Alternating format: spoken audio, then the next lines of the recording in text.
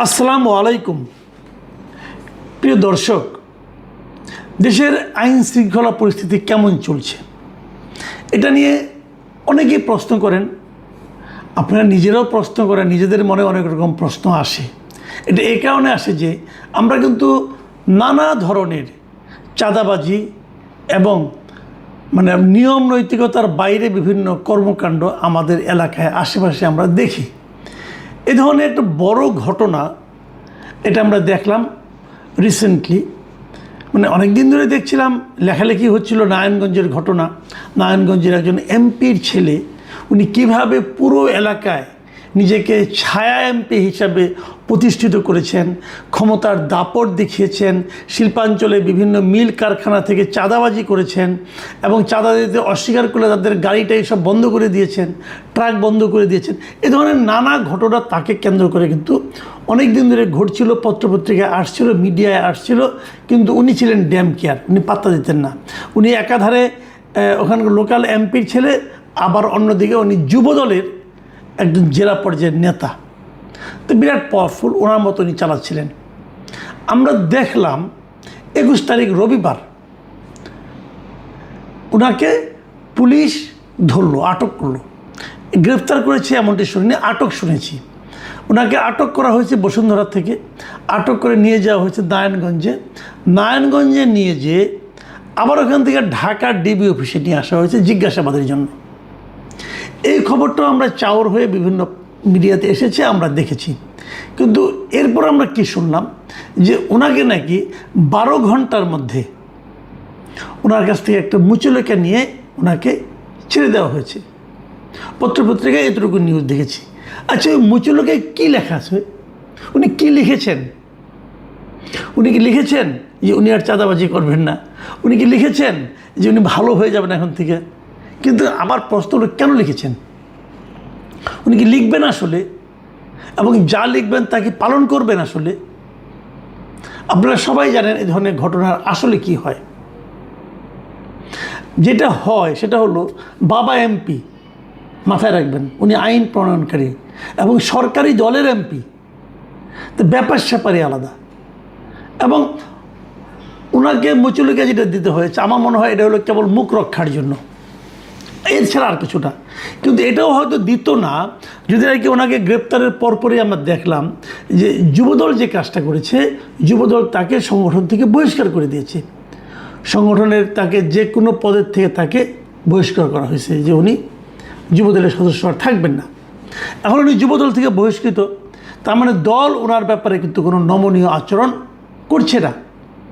দল বরং ওনাকে প্রত্যেকে নিজের লোক হিসেবে মানতেই রাজি হচ্ছে না, তাকে বাদ দেওয়া হয়েছে। সম্ভবত এই কারণেই পুলিশ তাকে কী করেছে আমি জানি না, এবং অন্যদিকে অন্য ঝামেলা হয়তো থাকতে পারে, এগুলো ঘটেছে। আমার প্রশ্নটা হলো, পুলিশ কি এইভাবে মুচলেখা দিয়ে কাউকে ছেড়ে দিতে পারে? ছেড়ে দেয়? দেখেছেন, অপরাধ করেছে, অনেকে অভিযোগ করেছে, হয়তো মামলা হয়নি। মামলা কে করবে? মামলা করারও তো একটা ভয় আছে, তাকে তো ওখানে ব্যবসা করতে হবে, তাই না? মামলার কে করবে? হয়তো মামলা করেনি, অভিযোগ করেছে। অভিযোগ যারা করেছে তারা হয়তো পাওয়ারফুল বড় শিল্প প্রতিষ্ঠানের মালিক, তারা হয়তো পুলিশকে বলেছে, পুলিশ তাকে ধরে নিয়ে এসেছে। তারপরে তো পুলিশ চিন্তা করেছে মামলা দেবে কি দেবে না, দেবে কি দেবে না, এরকম চিন্তা ভাবনা হয়েছে। এবং তারপর ওদিকে আবার তার হয়ে তার পিতা অথবা তার পিতার বন্ধুবান্ধব অথবা তার বন্ধুবান্ধব, প্রভাবশালী লোক তো এরা, নানাভাবে ফোন এসেছে, টেলিফোন এসেছে, তদবির এসেছে। শেষ পর্যন্ত পুলিশকে কিন্তু এটা আপোষ করতে হয়েছে, তাকে সারা ছেড়ে দিয়েছে, একটা মুচলেখা নিয়ে ছেড়ে দিয়েছে। কিন্তু আমার কথাটা ওইটা, আইনগতভাবে পুলিশ এটা পারে কি না। প্রথমত এই কথা, যদি পারে তাহলে সারা দেশে এই ধরনের ঘটনা আমরা প্রায়ই দেখি না কেন? কারণ যদি মুচলেখা দিলে সে ভালো হয়ে যায়, একজন দুষ্ট লোক যার বিরুদ্ধে অভিযোগ আছে আরেকজনকে পুলিশ এরকম ধরে এনে মুচলেখা নিয়ে ছেড়ে দেখ, এরকম ঘটনা কি আপনারা প্রায়ই দেখেন? আমি কিন্তু দেখি না। আর 2 নম্বর হলো, যদি তার বিরুদ্ধে মামলা হয়ে থাকে তাহলে তো পুলিশ ছাড়তেই পারবে না, তাকে তো আদালতে সোপর্দ করতে হবে। সম্ভবত মামলা হয়নি, এই ব্যাপারটা আমি কোনো মিডিয়াতে ভালো মতো পড়ে আমি এটা পেলাম না। এখন আমার প্রশ্নটা হলো, যুবদল যখন তাকে দল থেকে বহিষ্কার করে দিল, তাতে কি প্রমাণ হয় যে তার অপরাধের মাত্রাটা বড়সড়? তাতে এও প্রমাণিত হয় যে যুবদল তার সম্পর্কে এর আগেও একাধিক বা নানা ধরনের অভিযোগ পেয়েছে আমার ধারণা। তা নাহলে যুবদল সঙ্গে সঙ্গে তাকে বহিষ্কার করে দিল, যুবদল তো আর এত কাঁচা কাজ করবে না। তার সম্পর্কে আগেও অভিযোগ পেয়েছে এবং সেই সমস্ত অভিযোগের প্রেক্ষিতেই তাকে হয়তো এই কাজটা করা হয়েছে, তাকে দল থেকে বহিষ্কার করা হয়েছে। ঠিক আছে, এটুকু। এখন যদি বড় ধরনের অপরাধ করে থাকে তাহলে মামলা হলো না কেন? যদি সে বড় ধরনের অপরাধ করে থাকে তাহলে জিজ্ঞাসাবাদের কী আছে? মামলা হলো না কেন? মামলা হওয়া উচিত ছিল, সেটাও হয়নি এই ক্ষমতার দাপটের কারণে। দেখুন, আমরা প্রায়ই বলি, প্রায় কিন্তু আলোচনা হয়, এই যে এত অপরাধ হচ্ছে, এই অপরাধগুলি কেন হচ্ছে? অনেকে বলেন অপরাধ হচ্ছে এই কারণে অপরাধের দৃষ্টান্তমূলক কোনো শাস্তি হচ্ছে না। এটা একদিকে ঠিক, আবার আরেক দিকে ঠিক না। ঠিক না কেন? আপনি দেখেন ধর্ষণের অপরাধ যে মৃত্যুদণ্ড বাংলাদেশে, এটা তো এখন সবাই জানে এবং অনেকের শাস্তি হচ্ছে। এই যে কয়েকদিন আগে দেখলাম যে পল্লবীতে মিরপুরে রামিসা নামে একটা শিশুকে ধর্ষণ এবং হত্যার পর তার দ্রুত মৃত্যুদণ্ডে আদেশ হয়ে গেলো, বিচার হয়ে গেলো। তারপরেও কি ধর্ষণ থামবে? থামেনি তো। কয়েকদিন আগে দেখলাম যে একটা ফ্যামিলির 3টা মেয়ে সহ মাকে কুপিয়ে হত্যা করলো। সে কি জানতো না যে তার মৃত্যুদণ্ড হবে? তাহলে কেন হচ্ছে? এই কারণে যে অপরাধীদের মধ্যে একটা শ্রেণী, তাদের মধ্যে একটা ধারণা জন্মাইছে যে হয়তো আমি পার পেতেও পারি,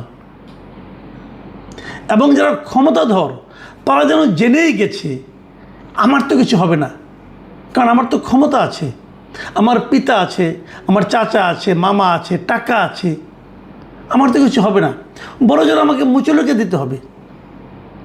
যদি সবাই জানতো যে চাঁদাবাজি করলে আমাকে পুলিশ ধরে নিয়ে যাবে এবং আমাকে জেলে ঢুকাবে, যদি সমস্ত লোক জানতো, চাঁদাবাজি হতো না। শাস্তি যাই হোক, শাস্তি 1 মাসের জেল হোক আর 2 দিনের জেল হোক, জেলে আমাকে যেতে হবে, এই ধারণা যদি সবার মধ্যে থাকতো তাহলে হতো না ভাই। কিন্তু আমরা জানি, আমরা দেখেছি, আমাদের অভিজ্ঞতা থেকে দেখেছি যে সবারই বিচার হয় না, সবাইকে পুলিশ ধরে না, আর যদি অনেক চাপে পড়ে ধরেও সবার বিরুদ্ধে মামলাও হয় না, সবাইকে জেলেও যেতে হয় না। কেউ জাস্ট একটা মুচলেখা দিয়ে চলে আসে। কি আছে ওই মুচলেখায়? পুলিশ উচিত ছিল এটা জনগণের সামনে দেখিয়ে দেওয়া যে উনি বলেছেন আমি এই কাজ আর করবো না। উনি যদি আবার সেই কাজ করে, তখন তাকে কিন্তু আমরা বলতে পারবো যে আপনারা তো বলেছিলেন এই কাজ করবেন, আপনার কাছে বলে এসেছিল, সে তো এই কাজগুলো আবার করছে। কিন্তু সেটাও কিন্তু না, ওটা হলো কেবলমাত্র একটা লোক দেখানো যে আমরা তো তার কাছ থেকে মুচলেখা নিয়েছি, এই জন্য ছেড়েছি।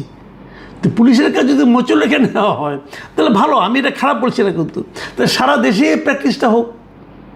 ধরেন কোনো কারণ ছাড়াই কয়েকজন ছেলে আরেকজন ছেলেকে পিটিয়ে নিয়ে এসে বলল যে এ ছাত্রলীগের লোক, নিষিদ্ধ ঘোষিত ছাত্রলীগের সদস্য। পুলিশ তাকে মুচলেখা নিয়ে ছেড়ে দেবে? আপনারা এই ধরনের দৃশ্য দেখেছেন? বরঞ্চ পুলিশ তাকে ধরে নিয়ে আটকে রাখবে এবং তার আর মুক্তি হবে না, জেলখানা তাকে পৌঁছতে হবে। তো যখন আইন এক একজনের জন্য এক একভাবে প্রয়োগ হবে, আপনি তখনই কনফার্ম থাকবেন ও দেশে শান্তি প্রতিষ্ঠা হবে না, ও দেশে অপরাধ থামবে না। আমাদের এই যে এমপি পুত্রের যে ঘটনা আমরা জানলাম এখানে নারায়ণগঞ্জে, বাংলাদেশের আমার তো ধারণা যে অধিকাংশ জায়গায় এমপি পুত্র, এমপি ভাই, এমপির শ্যালক, এমপির আত্মীয় স্বজনদের এ ধরনের দাপট আপনারা দেখতে পাবেন।